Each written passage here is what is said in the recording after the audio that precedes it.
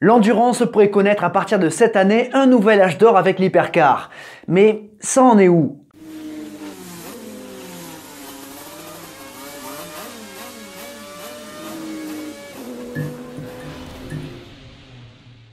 Voilà 2 ans que l'hypercar est lancé, d'abord avec Toyota et Glickenhaus, et cette année en 2023, beaucoup de constructeurs se joignent à la fête. Mais concrètement, où on en est? Qui roule où? Et c'est quoi la différence entre LMH et LMDH? Bref, voici le guide de l'hypercar en 2023. Un hyperguide.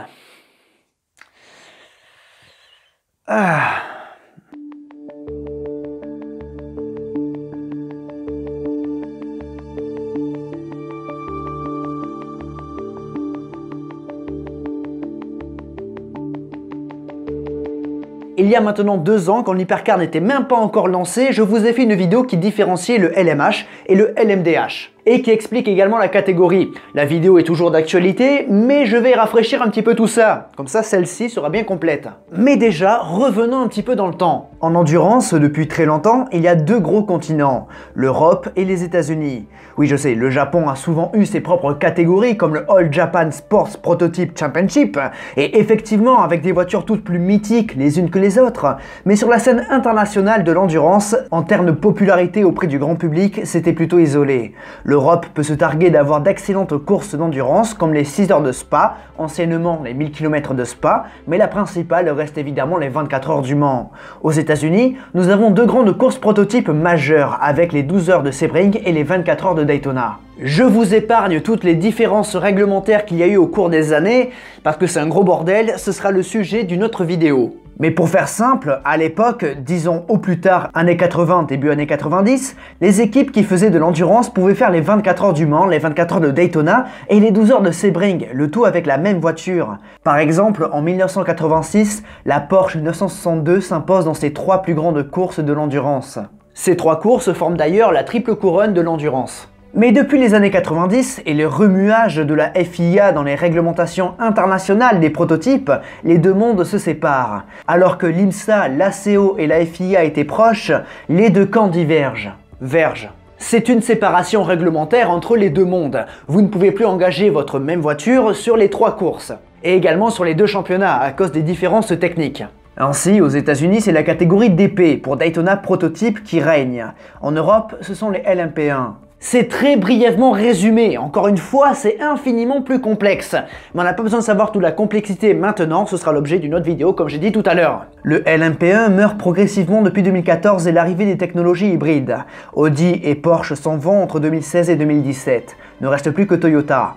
Un pansement est appliqué, mais ce dernier est trop visible. L'endurance va mal et il faut penser à une future réglementation. C'est alors que la FIA, l'ACO et l'IMSA dessinent un règlement similaire qui converge depuis quelque temps. Pour l'ACO et la FIA, c'est le LMH, et pour l'IMSA, le LMDH. Le Mans Hypercar et le Mans Daytona hybride. Ces 2 règlements ont été affinés et convergent pour que l'un puisse rouler chez l'autre, avec un maximum de chances pour chacun via une BOP, une balance de performance. Et il y a des tatillons qui, oui, vont me reprendre sur le fait que ce soit équilibre de performance. La BOP, on a tous compris, c'est bon. Et ça, on en parlera après. Le tout avec des coûts sensiblement plus faibles qu'en LMP1. Et pour le LMDH, l'écart de coût est plus faible entre le DPI et le LMDH que le LMP1 et le LMH. Mais regardons les spécificités.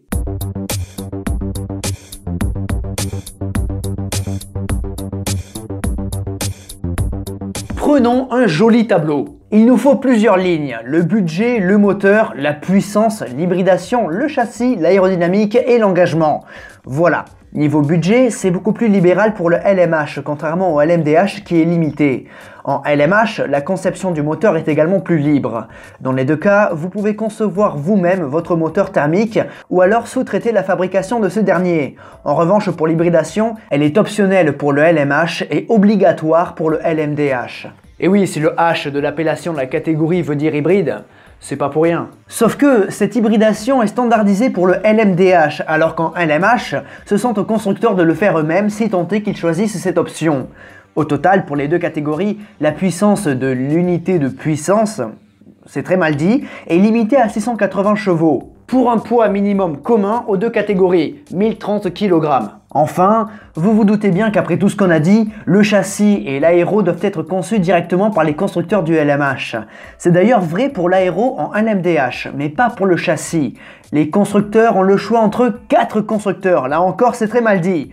Oreca, Ligier, Dallara et Multimatic. Enfin, pour les engagements, chaque constructeur peut choisir où il va, au même titre que les équipes privées. D'ailleurs, les équipes clientes sont autorisées et ça c'est cool. Bref, même si les deux réglementations techniques convergent, il y a malgré tout des différences de philosophie. L'Europe est plus libérale avec une philosophie tournée vers la recherche et la performance. Alors qu'aux États-Unis c'est plus cloisonné et ça s'apparente plus à du semi-client. Au final, ça correspond à ce qu'on voit aux États-Unis depuis plusieurs décennies. D'ailleurs, cette catégorie LMDH sera nommée aux États-Unis en IMSA dans le championnat WeatherTech Sport Car Championship GTP pour Grand Touring Prototype. Un beau clin d'œil. Maintenant qu'on a fait la théorie, rentrons dans le vif du sujet, dans du concret.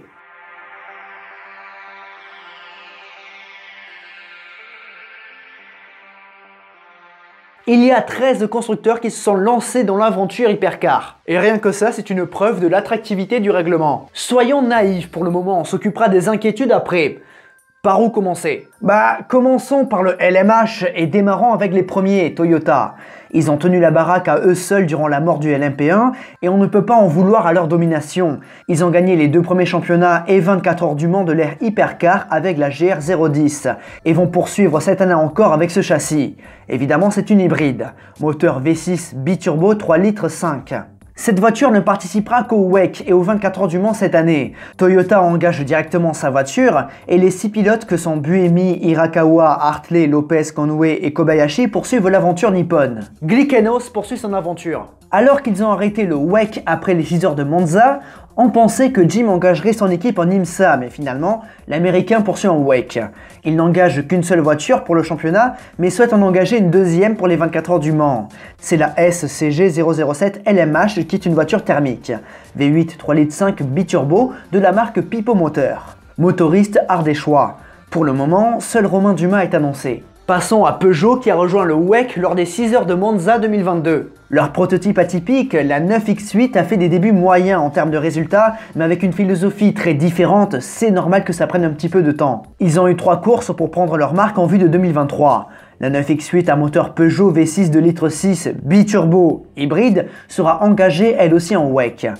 2 voitures sont engagées avec d'un côté un trio composé de Jensen, Diresta et Vergne et de l'autre Duval, Menezes et Müller. Suivons ça de près. Ce sera le seul constructeur français en hypercar en 2023. Au suivant.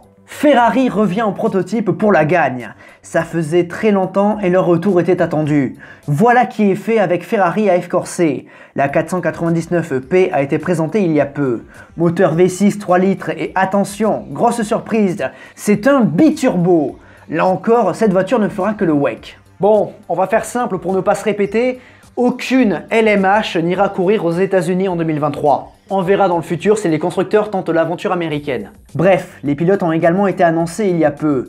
Dans la numéro 50, nous retrouverons Antonio Focco, Miguel Molina et Niklas Nielsen. Tous 3 évoluaient chez AF Corse en 2022.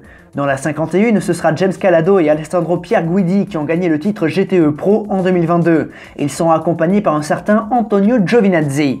Hâte de voir ce que ça va donner. Attention, retour dans le constructeur historique avec Van Wall.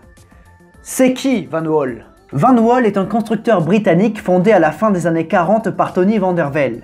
Cette équipe a disputé 28 Grands Prix de Formule 1 dans les années 50 et a remporté 9 victoires, 5 avec Sterling Moss et 4 avec Tony Brooks. Mais surtout, Van Wall est connu pour être le premier constructeur sacré en Formule 1. C'était en 1958. Et en s'associant avec Baicoles, qui s'est vu refuser son inscription au WEC 2022, le constructeur historique reprend vie. C'est donc avec la Van Wall Van der Velde 680 qu'ils vont disputer le WEC en 2023. Floyd Van Wall Racing Team va courir sous pavillon autrichien, parce que Baicoles. À l'intérieur de la 680, on retrouve un moteur thermique Gibson GL458 V8 de 4 litres 5. Pas de turbo, c'est donc un moteur atmosphérique. Et c'est la deuxième et dernière hypercar non hybride. Une seule voiture est engagée et on retrouve Tom Dillman, Esteban Guerrieri et surprise, Jacques Villeneuve. Le champion du monde 97 reprend du service, ça c'est cool. Il y a un dernier constructeur qui voulait s'engager en LMH en 2023, c'est l'italien Isotta Fraschini. Un très vieux constructeur italien créé en janvier 1900, spécialisé dans les voitures de luxe. Sauf que leur candidature n'a pas été acceptée, à voir pour 2024. Passons au LMDH avec beaucoup de voitures là aussi. L'un des plus redoutables, c'est évidemment Porsche. Le constructeur allemand, recordman de victoires aux 24 heures du Mans, 24 heures de Daytona et 12 heures de Sebring, s'est associé à Penske pour son équipe d'usine. La marque de Stuttgart a pondu la 963. Moteur 4 litres 6, V8, attention, biturbo. Porsche a choisi Multimatic. Ce sont d'ailleurs les seuls dans ce cas-là. La 963 roulera sur tous les fronts, en IMSA et en WEC. Donc les trois grandes courses. Commençons par le WEC avec 4 voitures engagées, 2 officielles et 2 privées. Chez les officiels, on retrouve dans la 5 Dan Cameron, Michael Christensen et Frédéric Makowiecki. Le français a remporté les 24 heures du Mans en GTE Pro en 2022. Dans la numéro 6, on retrouve un équipage de rêve, Lorenz Vanthoor, Kevin Estre et André Lauterer. Ça fait mal. Enfin, Porsche a confié une voiture à Jota. L'équipe anglaise a remporté le LMP2 et le Mans l'an passé et fera rouler en 2023 Antonio Félix da Costa, Will Stevens et Yefin Ye. De plus, le Team Proton, très proche de Porsche depuis longtemps, aura sa 963 LMH. Pour le moment, seul Jimmy Bruni est annoncé. Mais je pense qu'un Matt Campbell ou un Mathieu Jaminet pourraient avoir leur place. En IMSA, on retrouvera également 4 Porsche, 2 officiels et 2 privés. Là encore, Proton sera de la partie chez les clients, tout comme JDC Miller. Une équipe référence en endurance depuis plusieurs années. Bref, Porsche a sorti l'artillerie lourde. Attention également à Cadillac, qui a l'air solide. Cadillac qui a sorti de ses ateliers la V-LMDH, moteur V8 5 litres 5, atmosphérique. Autant vous dire que niveau bruit, elle va être très populaire.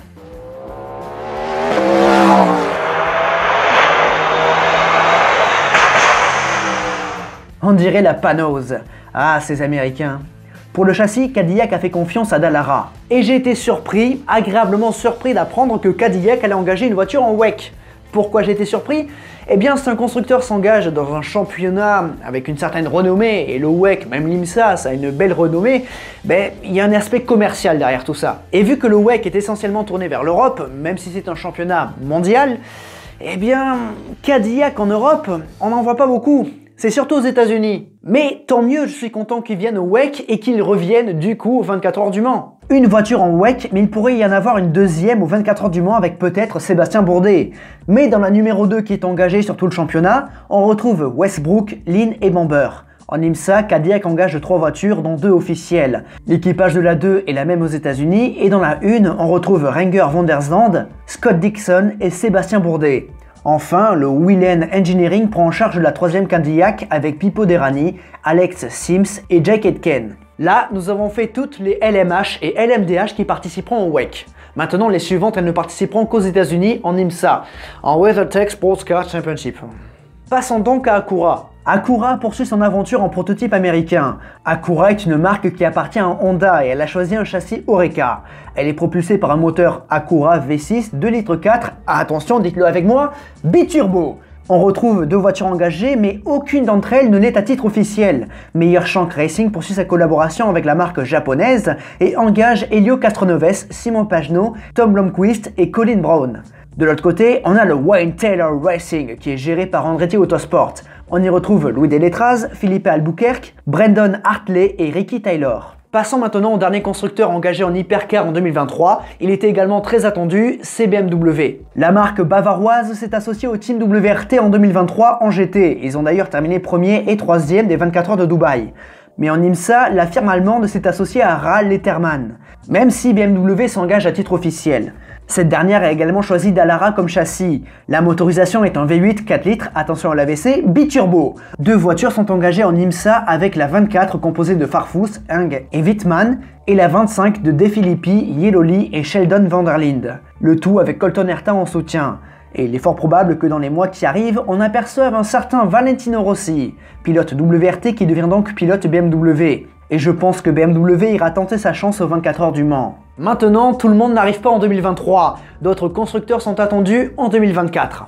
Alpine, qui a évolué en LMH avec son LMP1 Rébellion modifié en 2021 et 2022, fait un pas en arrière en 2023. Retour en LMP2 avec 2 voitures, avant de revenir en 2024 avec une LMDH au châssis Oreca. Enfin, nous attendons l'arrivée de Lamborghini en 2024 avec le soutien du team Iron Lynx.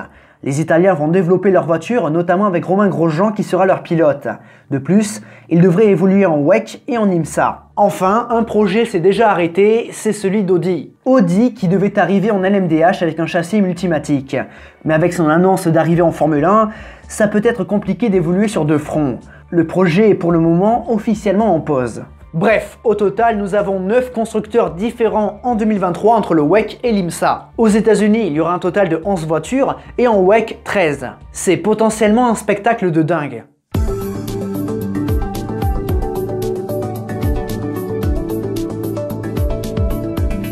C'est clair, on a l'eau à la bouche devant tous ces constructeurs, équipes et pilotes de renom engagés. On veut du beau spectacle. Mais je pense que Toyota aura un petit avantage en WEC, du moins pour cette année. Et oui, ça va être leur 11e saison consécutive dans le championnat, et ils ont l'expérience de 2 premières saisons avec la GR010. Leur voiture est aboutie et l'équipe est bien rodée. Mais je pense que d'autres pourraient les titiller rapidement, enfin j'espère. Et pour les 24 heures du Mans, avec une concurrence plus féroce, ils pourraient faire des erreurs. Mais s'ils les remportent malgré tous ces concurrents, ils auraient certainement le mérite que beaucoup de fans leur réclament. En tant que spectateur, on aura beaucoup de diversité, d'une part visuelle bien sûr, mais aussi auditive, avec des cylindrées différentes, des architectures différentes et des philosophies différentes. Entre la Toyota hybride et la Cadillac au bruit très américain, on va être gâté. Maintenant attention, car qui dit cylindrée plus grosse, dit que la consommation sera plus importante. Donc pour Cadillac, j'espère qu'il ne se tire pas une balle dans le pied. En IMSA, en revanche, je pense que ce sera plus serré. Le team Wayne Taylor et le meilleur Shank ont déjà leur repère, et ces derniers ont pris la pole position à Daytona, mais je pense que les Porsche seront redoutables. Le spectacle sera présent et il me tarde ce week-end pour les 24 heures de Daytona. Mais il y a une chose qui me fait peur, une chose qui pourrait tuer cet âge d'or et l'hypercar. La BOP et les intérêts de chacun. Tous les constructeurs tirent la corde vers eux, et ceux qui tirent le plus fort, généralement, ils sont favorisés. On l'a vu plein de fois à travers l'histoire. Chacun veut des garanties et ces garanties ne sont bonnes que pour eux. La BOP sera là pour équilibrer les performances entre le LMH et le LMDH. Je crains que ce soit un flop. Il faut que ça marche absolument, sinon ça va gueuler de partout. Mais la FIA a récemment interdit aux différents acteurs de critiquer publiquement la BOP. Et ça, c'est de très mauvais augure. En gros, laissez les instances faire ce qu'ils veulent et taisez-vous. C'est pas bon. J'espère que la BOP sera subtile et qu'elle ne détruira pas le sport. Forcément, il y aura des flops. Et forcément, certains constructeurs seront déçus. Et peut-être que certains d'entre eux vont abandonner avant 2025. Le but étant de ne pas tous les perdre. On vit une période faste pour l'endurance avec tous ces engagements, beaucoup de promesses. Mais j'ai du mal à croire que les 9 et peut-être 13 constructeurs veuillent tous jouer le jeu de manière sportive. Donc je dirais que si nous n'avons pas trop de polémiques sur la BOP et qu'en 2026 il reste encore 6 constructeurs entre LMH et LMDH avec l'intention de poursuivre durablement, cette réglementation sera une réussite. Mais profitons un peu de la naïveté du début et souhaitons que l'endurance prototype de 2023 et 2024 soit un régal. Parce que c'est sûr, voir autant d'équipes et de constructeurs intéressés, c'est bon pour le sport automobile. Vivement que ça démarre. Mesdames et messieurs, on en arrive au bout de cette vidéo présentation de l'hypercar. J'espère que ça vous a plu, j'espère que vous avez appris des choses, que maintenant vous êtes calés sur la saison qui va arriver et même les saisons qui vont arriver, même si forcément il y aura des changements déjà en cours de saison et pour 2024, notamment des line-up, peut-être des nouvelles équipes, peut-être d'autres voitures clientes, enfin bon bref.